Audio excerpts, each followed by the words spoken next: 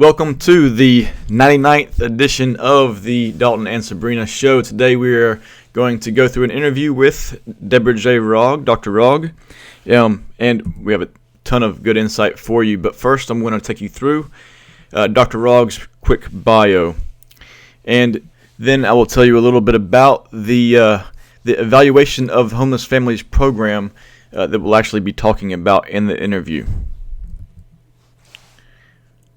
So Dr. Rog is currently an associate director at Westat. Westat is a company that delivers research in social sciences, statistical analysis, and evidence-based communications for private and government organizations. She's also the VP of the Rockville Institute, which is a nonprofit corporation intended to advance the social sciences through research and the dissemination of research findings to the public. Her professional interests lie in homeless services, clinical and translational science, and education and work programs. She has, in 1984, her dissertation research got her the Robert Perloff Award. And from 1990 to 2007, she was the director of the Washington office of Vanderbilt University's Center for Evaluation and Program Improvement. She's also the co-editor of the Applied Social Research Methods series, which is more than 50 textbooks published to date, and co-editor of the Handbook of Applied Social Research Methods. She's also a faculty member of the Evaluators Institute, a former president of the American Evaluation Association, and she has published at least 40 peer-reviewed publications, probably many more. So as you can see, Dr. Rog is somewhat of a superstar in the world of evaluation. All right, and the study that we're talking about today, interviewing her on, is the Homeless Families Program, and it was initiated in 1990 in 9 cities throughout America. It was the first of its kind, and its goal was to improve family residential stability and increase the use of services provided by the government to these families and support self-sufficiency of these families as they exited the program. 2 complementary goals of the evaluation were to create a positive change in the health support and housing services and develop and test services-enriched housing for homeless families with multiple problems. This program received $600,000 in grants over a 5-year span, along with 150 Section 8 certificates. These Section 8 certificates allowed households to choose among privately owned rental housing in addition to government-controlled housing. And the evaluation study that Dr. Rog performed was a cross-site evaluation conducted to learn about the needs of families with multiple problems. One of the key issues discovered from the study and that the program was based on was that the families didn't just suffer from housing issues. They also had mental health needs, physical health needs, and even domestic violence issues that were actually plaguing them. The organization of the systems in play were very important, and something else that they sought to refine as they went through this evaluation: the delivery of the services. So they wanted to make these services more not only feasible and efficient, but also accessible. So how these services and systems were organized and delivered to meet the needs of these families was a major issue that they sought to investigate with the study, and also how well these programs fostered self-sufficiency.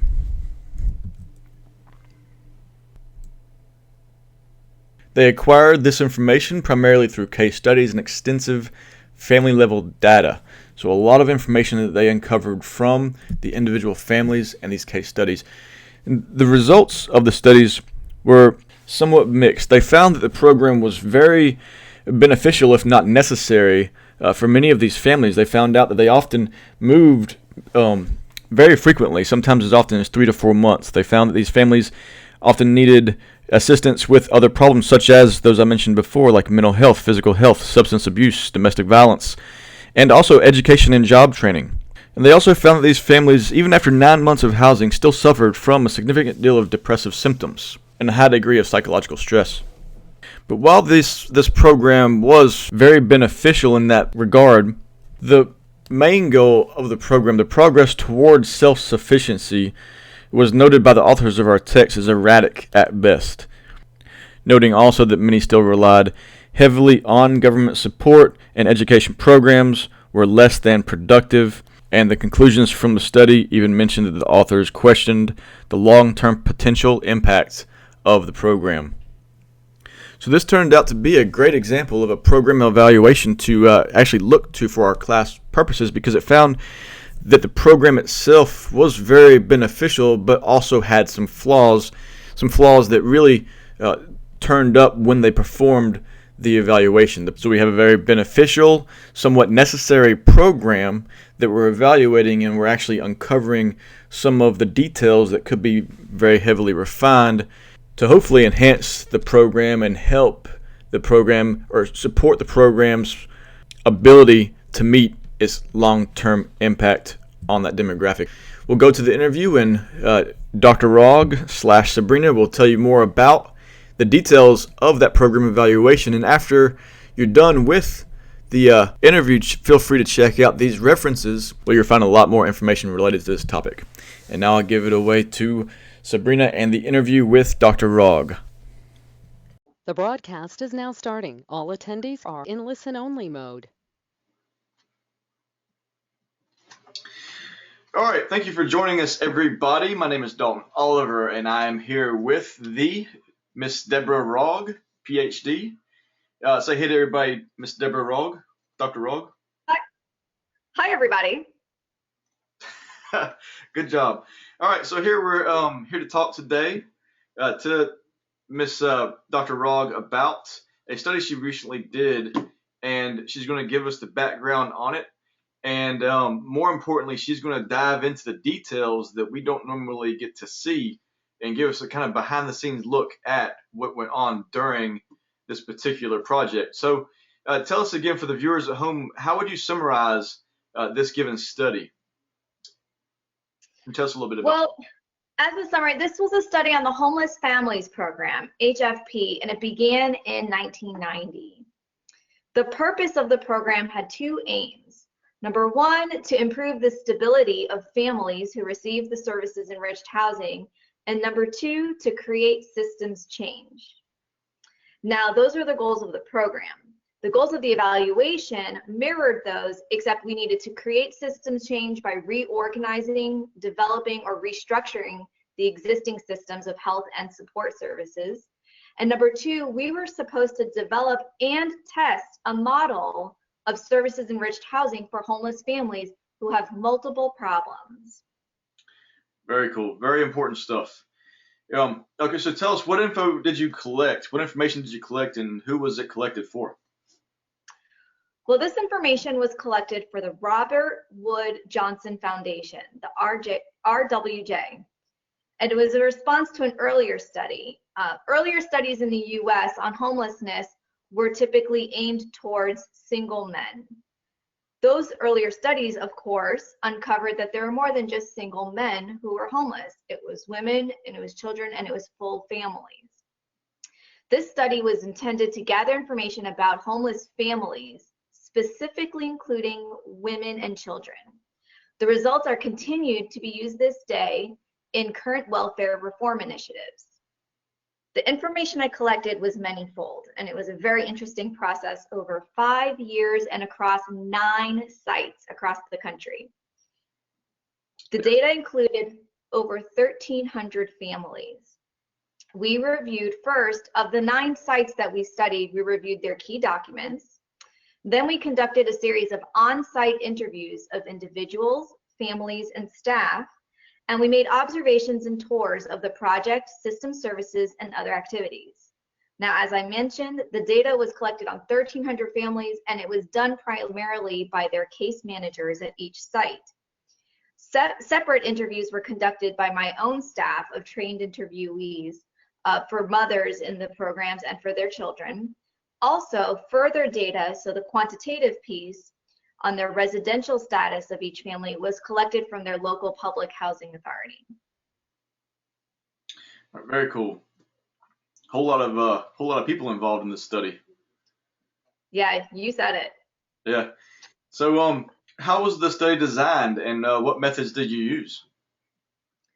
Well, as I said, this was a 5-year multi-study mixed methods evaluation. We always began with the interview first. And my role changed many times throughout the evaluation. It first began as just an effort to describe what homeless families even are. It was very ill-defined from the beginning, and then even to describe the services that existed was equally complicated because many were very localized and fragmented. Very few of them actually talked to each other nationwide. So I began first by describing the problem for many years, and then it became a formative assessment. I was brought in to help to improve the program. Eventually, so many of my recommendations were adopted that I had to come back for final summative assessments. The evaluation was designed to learn more about several key issues. Number one, the needs of the families who struggled with homelessness and other problems. Number two, as I said, the services and systems that might be better organized and delivered to meet their needs. And number three, the ways in which housing might be delivered to foster stability, service use, and progress towards self-sufficiency. The two major components of my study for my methods were the case studies and the collection of the family level data. Okay, very interesting. So what was the experience with those stakeholders like? You know, for me, it was a real treat. I really enjoyed working with the case managers, and I hope that they would say the same too. In this evaluation study, my role was to work with them very closely, especially the program staff, in order to list their help in measuring the stated goals. Now, they did not have a say in what the goals of the survey would be. Those were determined by the foundation and the project to even begin with. However, they were able to help pick out the instruments, further define the questions that we were asking, and it was really enjoyable. They seemed to really appreciate being heard. Every time I had a question that didn't make sense to them, we would talk about it, we would meet often, and I would actually implement their changes. And once they saw that their changes got implemented, you could really see how they bought into the process. They were way more likely to participate and help with the data collection.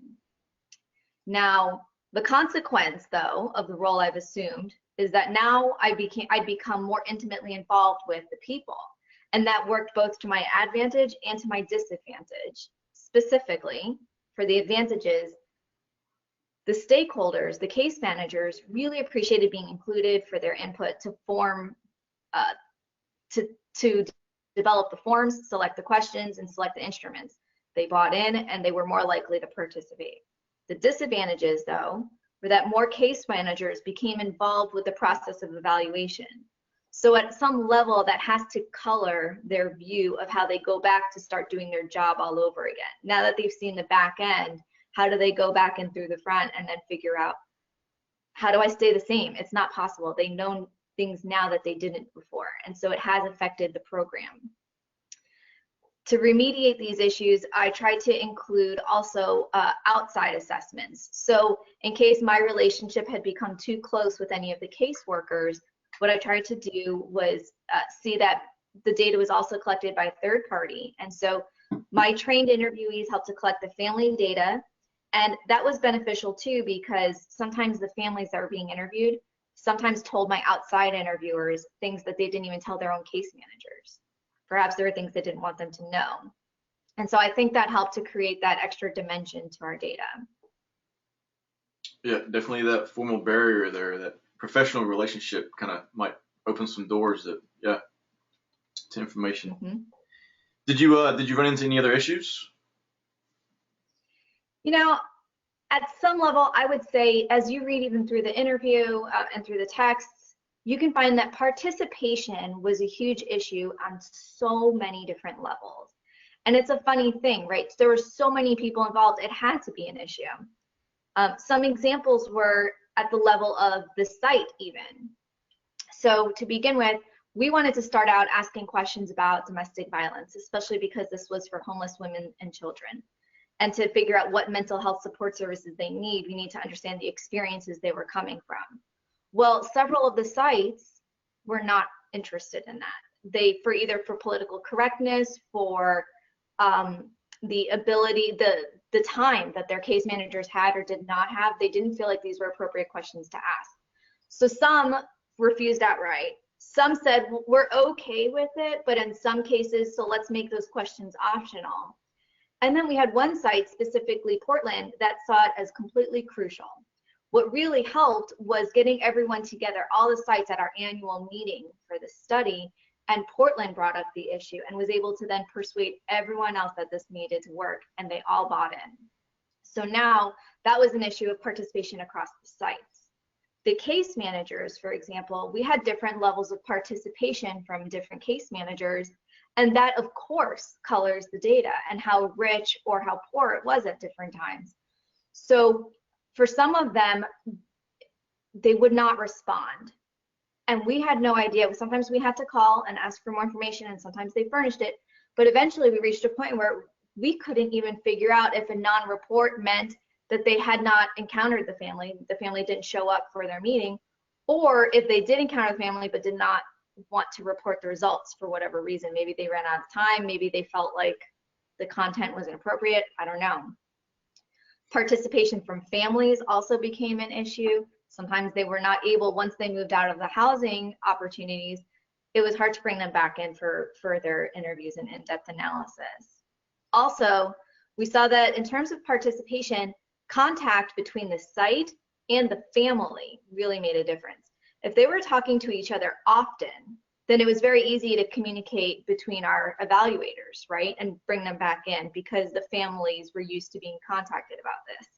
However, the sites that did not have frequent contact with their families, then those were the ones that it was really hard for us to collect data on those families. Okay. We tried really hard to get, especially with the case managers, we tried to incentivize this and try to get them to participate more. That also proved to be tricky because public workers, turns out, are forbidden from accepting incentives. So we tried a few things, and these are great lessons learned should anyone pursue this again in the future. All right, very cool. And I like what you did with your hands there. All right. So this study began in 1990. Knowing what you know now, would you have done anything differently? Technology, technology, technology. Very true. This began in 1990, and reading it now in this textbook was painful for me because it talks about paper forms that people had to fill out. Okay, fine, maybe they typed them, but then they printed them on paper and had to send them in the mail to us. That is painful to think about right now. What I would do now if I had to do it is I would make an app, number one, for the families, for the actual cases to be entering their own information on their own phones and not have to trouble them so much with having to come in. When you struggle with homelessness, you have so many extra layers of bureaucracy to go through to accept these services that they shouldn't have to use their time to find the bus schedule to come to my office. I would love it if they could have just entered some of this information to their apps or let me FaceTime them, for example. I also would have loved an app for the case managers. Anything to turn the data collection into a better method, right? We were doing a very good job of organizing the data once it was received in our central office, but it would have been so much better if we didn't have to encode the actual original information. Very right, yeah. And you're offering some great feedback and a great perspective from our vantage point because we don't get to see this type of information at play. So thank you very much for coming on to the show today, onto the Dalton and Sabrina show. And hopefully we'll have you back again soon. All right, everybody, that's Dr. Rog. All right, thank you very much. And call me Deborah, please. Okay, Deborah, from now on. All right, take care. All right, bye. Bye.